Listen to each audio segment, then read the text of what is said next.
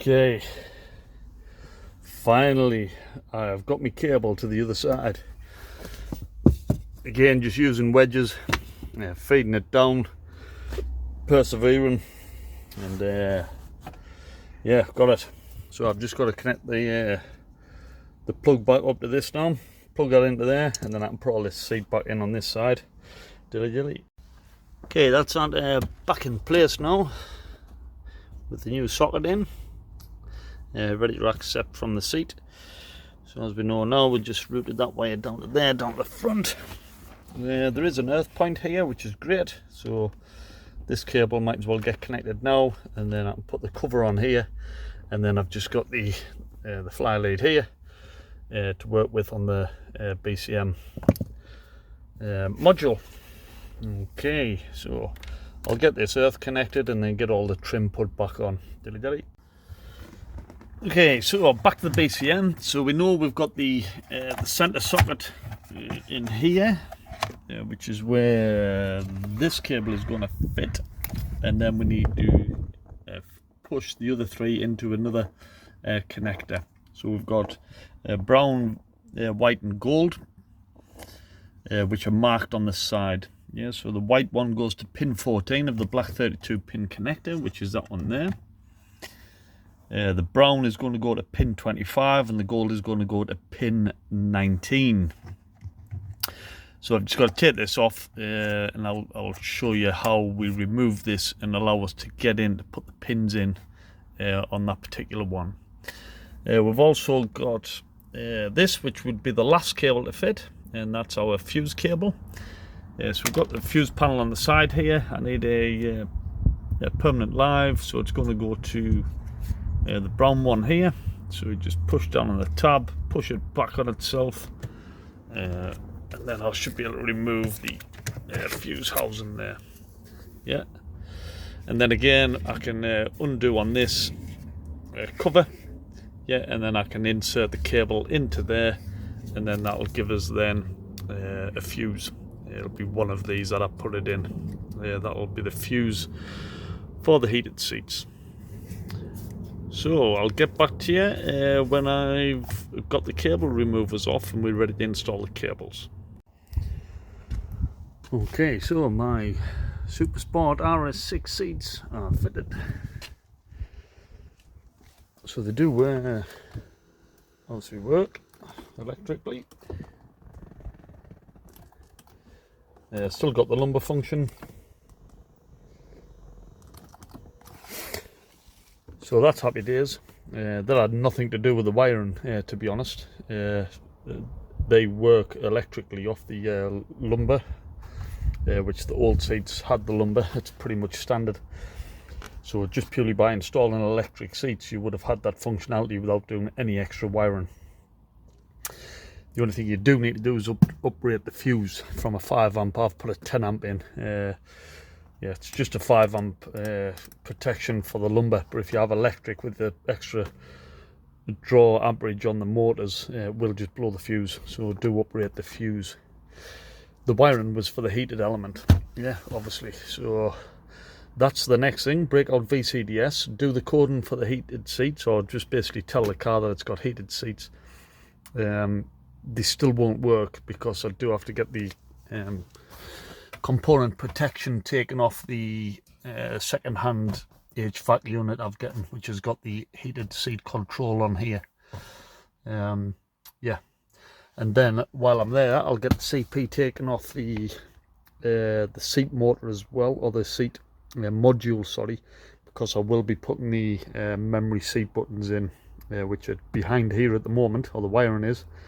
But I haven't got a new bezel yet to accommodate the recess for the switches. So until I get one of them, I can't really do the buttons, but I will get the CP taken off when I'm at the same time as that, because it costs the same. Right, that's it. Well happy with my new seats. I'll do a bit of coding on VCDS and catch us later. Okay, so I've removed everything off it here. I've had to remove relay box, another relay box here. Instructions are on basically to get to the BCM, which was tucked right up in the top. And the bit I'm looking for is that middle, I can't really see it, but this middle connector here, and that is where the other plug for the heated seat goes into there. Now the rest of this I've got to find out where these go to, because I don't know. I'm guessing this one will go to a fuse. This one exits a spade, so that'll be for a permanent live, so it's fused. And then yeah, I just need to find out where these 3 wires go. It must be close by the BCM, possibly into another plug on the BCM itself. So I'll do a bit of research and see if I can find that out. But yeah, at least up there, yeah, getting to the plug there, and mine's got the pins in. I've seen on some videos these don't actually, some of these BCMs don't have the pins. So I'm fortunate mine does, which means I just need to code the seats in once I connect it up. Right, that's it for now. Dilly. Okay, that's everything back together now. So all the cabling and wire work is done. Yeah, I've put the fuse back in there, so I need to put a fuse now in there. I'm guessing it'll be a 30 amp, but I will have a check just to make sure. So the you'll not be able to see, but the BCM is right up in there. And then I've put the first relay box back on, and then the second relay box back on. There's the cable going into the fuse panel there. Yeah, that's the diagnostic cable that goes into the yeah, basically into that cover there. Right, so I'll get all this put back together now, find out what fuse goes into there, and then I can get all the fixtures and fittings back on. And then it's just a case of putting the driver's seat in and yeah, plugging into the heated seat socket. And then I've got to get some other stuff done after. So yeah, I'll get back to you then. Okay, so all the wires are in there. The gold that went to pin 25, sorry, the brown that went to pin 25 had a wire in it. And according to the manual, if it does have a cable existing there, you've got to tap into that cable, so join them together. So what I've done, I just depinned it, wrapped it around the pin and pushed the pin back in rather than trying to cut into the cable. It worked quite well. So that's that connected. I've now connected the cable into the center of the BCM, which you can see there. The 3 cables that come out into there, they're pinned. The last one I do have to do is this one. I left that one till last just so I know when I put this into place, I've still you know, I route this correctly. So I'll get all these put back together now. The BCM tucked back up at the top, get the relays back in place, and then we'll connect the fuse cable. Okay, so I've just started VCDS. I'm just doing a check of any fault codes, which there will be lots, because I did disconnect lots of cabling from the BCM especially, so there will be lots of fault codes. So I'll just get all them cleared. And then I'll go into the control module to select the fact that we've now got heated seats. Again, it still won't work. This is just doing the background programming in preparation for component protection being taken off from the HVAC unit, which has the heated seats emblem on here, which is sat in my glove box waiting to be fitted. So that'll be on the kind of next chapter, if you like, once we've sorted this out.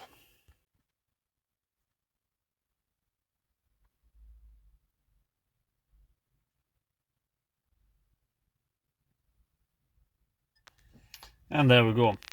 So we can see there's quite a lot of fault codes on there, so I'll just get that cleared off.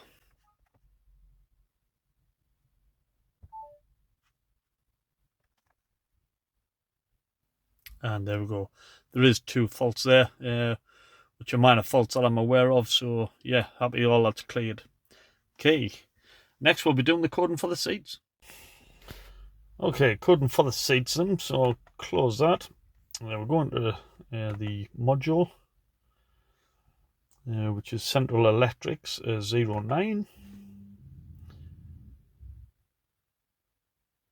I want to go down into coding, long code helper, and then we want to be going to channel 11.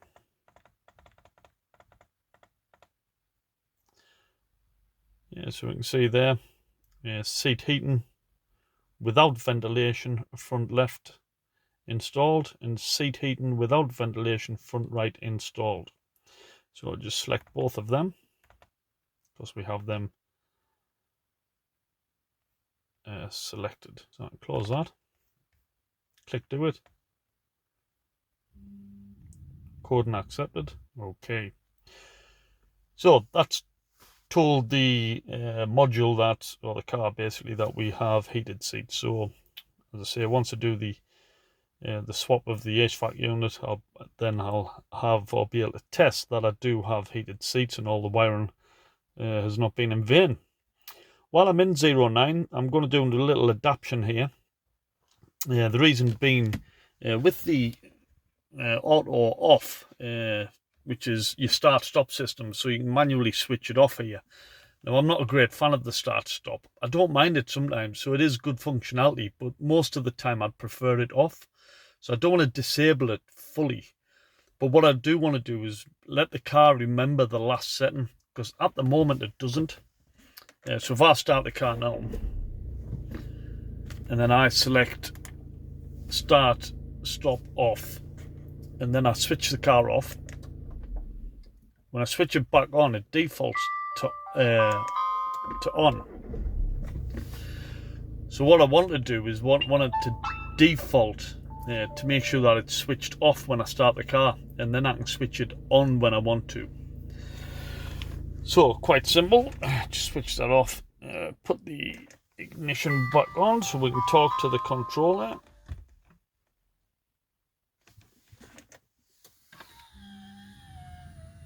Okay, so we're back on there.